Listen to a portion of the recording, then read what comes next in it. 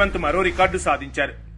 Harvard university పరిధిలోని Kennedy స్కూల్లో విద్యార్థిగా హాజరవుతున్నారు సీఎం.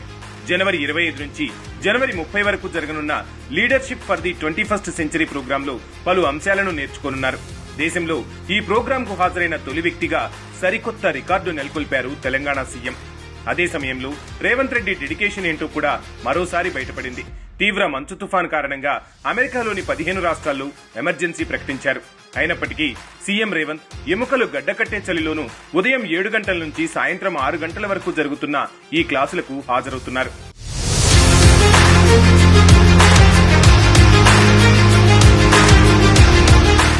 ప్రపంచవ్యాప్తంగా 20 మంది హాజరవుతున్న ఈ కోర్సులో పలు అంశాలను నేర్చుకోవడంతో పాటు అసైన్మెంట్స్ పూర్తి చేయనున్నారు.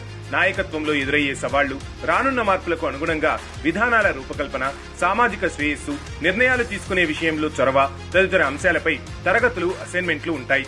వాటిని అక్కడికక్కడే రీసెర్చ్ చేసి పరిష్కారాలపై రిపోర్ట్ ఇవ్వాల్సి ఉంటుంది. ఈ కోర్సు పూర్తయిన తర్వాత యూనివర్సిటీ నుంచి సర్టిఫికెట్ అందుకుంటారు సీఎం రేవంత్.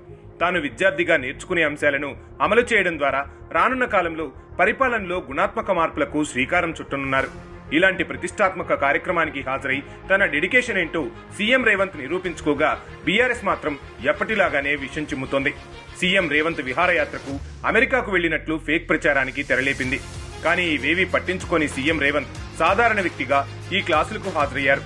ఆ ఫోటోలు, వీడియోలు నెట్టింట వైరల్ అవుతున్నాయి.